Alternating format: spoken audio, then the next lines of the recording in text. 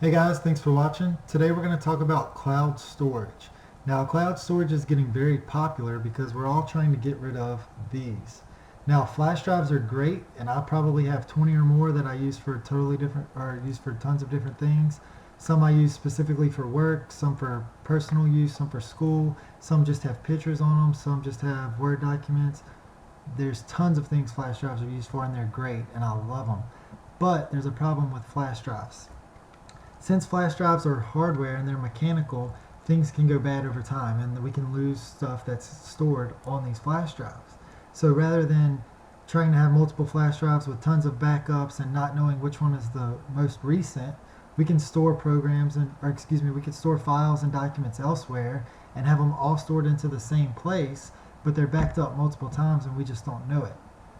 So the way cloud storage works is there's an integrated web browser or an integrated program within our computer where we can store all of our files in one location, and it's backed up multiple times in the cloud. And the cloud is nothing more than a server that's stored somewhere. It could be in Dallas, it could be in New York, it could be in San Francisco, it could be in all three places. So we don't necessarily know exactly where that file is stored, but we have redundancy with that file because it's stored in multiple places and we can access it from multiple locations. Whereas just one flash drive, if we lose it, that file is gone. Or if that flash drive goes bad and we don't have a copy backed up, then that file's bad. So these are five main cloud storage systems that I'm going to talk about and go into each one. Now, the Apple iCloud is specific to the iPhone, and I don't have an iPhone or an iPad or iPod, so I can't necessarily show you too much with the iCloud, but I do have a video specific to each of the other four that I go in depth on how to install the program and how to link it with a computer or with a phone. So the first one is Google Drive. Now Google Drive looks like this. We have basic Excel files, we have basic Word files. If I had some images uploaded to here, I can create documents, I can create spreadsheets, I can pick one of these files and I can share it with someone. I can allow them to edit it as well. Just like this file that I'm showing you right now is an Excel file that I'm going to share within the description of this video. I will post a link also on the website. That way you have access to this and get an idea of how the sharing works. I will not let you edit. You will only be able to view or comment. Now with Google Drive, you're going to get 5 gigabytes of storage, and you can pay up to 100 gigabytes of storage for $5 a month. They have a file size limit of 10 gigabytes specific to the for overall Google documents or Google Drive. Within Google, these specific documents, whether it's an Excel spreadsheet, Word, they have specific limitations as far as the characters for each document. And I didn't want to post that because each one is different. You can share files. They have an integrated web browser, which we're using right now, and they have an integrated folder within Windows. So that folder within Windows I have up, and notice I have a cloud storage services sheet, and I have that 4-1-week Google document we just saw. That G doc means it's a Google document, and the G sheet means it's a Google sheet or spreadsheet. So once I go in here, you see the two files located here. These are the same exact files located in this folder, just to prove to you how this works. Also with Google, it has a app you can download for an iPhone, for an Android phone, or for a Windows phone. Now this asterisk means that it's a third-party app, so Google did not create the app for the Windows. And it also has an integrated folder within within Mac. Linux did not have an integrated folder, and the Office programs we use are known as Google Documents. So it's a little bit of a variant from Microsoft Office, but overall it does basically the same thing. You just may come with compatibility issues depending on when you're trying to use it. And you'll see that in that specific video. The next one is Skydrive, and Skydrive's given the Metro look that they're trying to go to with Windows 8. And notice it has 3 folders and 2 files, 2 Word documents. If I go back here and I'll open up my Skydrive account, I can see I have those 3 folders as well as the 2 documents. This is just a locked file for security reasons, so we don't necessarily have to worry about that, but we don't want to delete it as well. So if I were to drag and drop anything from Windows into here, it would upload, it would be in this folder as well as this web interface. And with Skydrive, they give you 7 gigabytes, and you can pay upwards to 100 gigabytes. if I wanted to upload a file within the web browser itself, there is a limitation of that 300 gigabyte or 300 megabytes. And if I use this folder, I can upload upwards of a 2 gigabyte file. You can share files as well. It has an integrated web browser.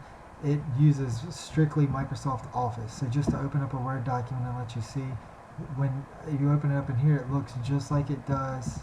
Oops, excuse me, I don't want to open it in Word. I want to edit it in browser. This looks just like Microsoft Word would on a computer.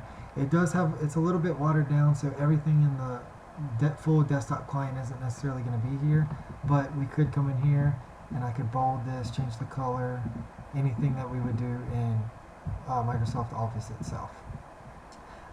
It does have the integrated folder also within Mac and an app for Android, iOS, and Windows. Alright, the next one is Dropbox, and Dropbox is really cool because Dropbox you can get upwards of 18 gigabytes if you refer a friend, and that just means if I have an email link and I send it to you and you install Dropbox, I get 500 megabytes of free space and you get 500 megabytes of free space. If 18 gigabytes you can't get that high and that's not enough, you could always pay for upwards of 500 gigabytes, and it does not have a limit within the application itself in Windows. So my Dropbox file, notice these three folders and 2 documents we just saw, those are the same ones within Dropbox. The cool thing about Dropbox is you can pair it with a cell phone, and anytime you take a picture, it will automatically upload it to the camera uploads, and that way you can delete it from your phone and save space on your phone. Dropbox also can share files. The only problem with sharing them in Dropbox is you can't edit them like you can within Microsoft Drive, Skydrive, and Google Drive. It does have an app for every major phone, iOS, Android, and Linux, and iOS, and it has a folder integration with Linux, Mac, and Office, and Windows. Alright, the next one is Ubuntu, and if you're unfamiliar with Ubuntu, that is a distribution of Linux, and Linux is nothing more than another operating system if you don't use Mac or Windows. And Ubuntu is just a variation of a Linux operating system. They have an online web browser version. I have a document right here. And then if I were to open Ubuntu on my computer, it opens a completely new program as opposed to just a file like the other 3 we just saw. But even so, if I were to open this folder, it would have the same documents I saw in the web browser. And I can drag and drop just like the other ones. One cool thing about Ubuntu is it has a music integration where you can pay to stream music straight from your Ubuntu cloud storage. That's one thing it offers that the others do not, and that's one reason I included it on the list. The Apple iCloud does include that in a minute, which you'll see. So if I were to go to, real quick with Ubuntu, right now it has a limit of 5 gigabytes, but the last I read they were trying to work on to where that was unlimited and there was no limit cap for specific files. If you were to pay, it's incremental, which means every 20 gigabytes you wanted to purchase would be an extra $3 a month. And you can also refer people to Ubuntu and gain upwards of 20 gigabytes. It does not have an app for Windows, nor does Mac have integration for the folder. And lastly is the Apple iCloud, and with iCloud, that is specific to Apple devices, whether it's an iPhone, iPod, or iPad. They give you by default 5 gigabytes, and you can pay upwards of 55 gigabytes for $100 a year. Their limit is a little bit lower as far as files are concerned, which is one reason you might want to double up. And I would suggest to have a few of these because, like I said, you could use one for personal, one for work, one for school, and that way you don't get your documents too spread out or all put into the same one. And you could also have more space doing that. Personally, I like to use Google Drive for personal accounts, or school documents. I use Skydrive for work documents, and I use Dropbox for specific camera uploads. Going back to the iCloud, it has the integrated web browser, which looks like this, and if you see the little icons in the background, I can't sign in because I don't have an account, but with the icons, it's just like it would be on your phone. You click it and it opens that specific program. It can also do photos, just like I showed you with the Dropbox, and it links your URLs that you have. Like if we had this open in a phone, I could save it to the cloud and go to a tablet or to my desktop and have that same link to where I don't have to copy and paste or email myself a link. And the whole point of all this cloud storage is to keep you from having to email yourself stuff. If you just store it in the cloud, you can go pull it up on the dime from any computer, because any computer can access these web browsers programs. It's just we have to install the programs on our computer itself to have the folders that we see down here. So all of these are specific programs within Windows. If you were on Mac, you could do the same thing. Going back to the chart real quick.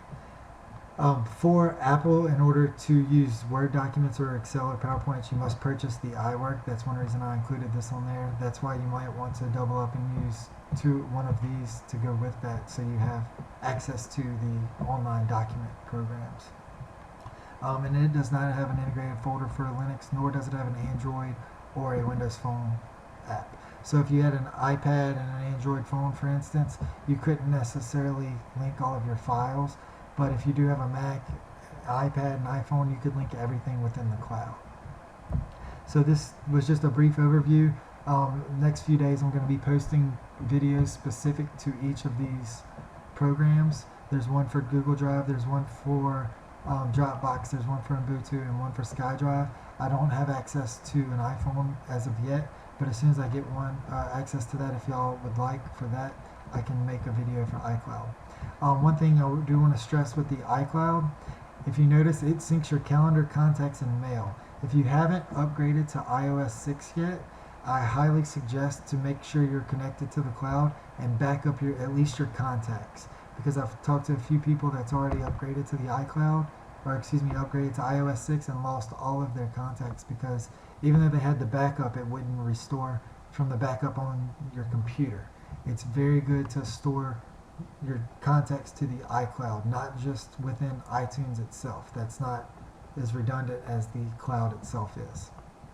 So if you have any questions about any of these, try to post them within the videos itself as I upload them. But if you have a question as far as cloud storage as a whole, you could post it underneath this video. Again, I'm going to post a link to this document in the description as well as on my website. That way, if you wanted to look at it again and figure out, I'm going to make it to where you can not edit it. You will only be able to look at it and comment to the document, so you can get an idea of how sharing works as far as Google Documents is concerned. So thanks for watching.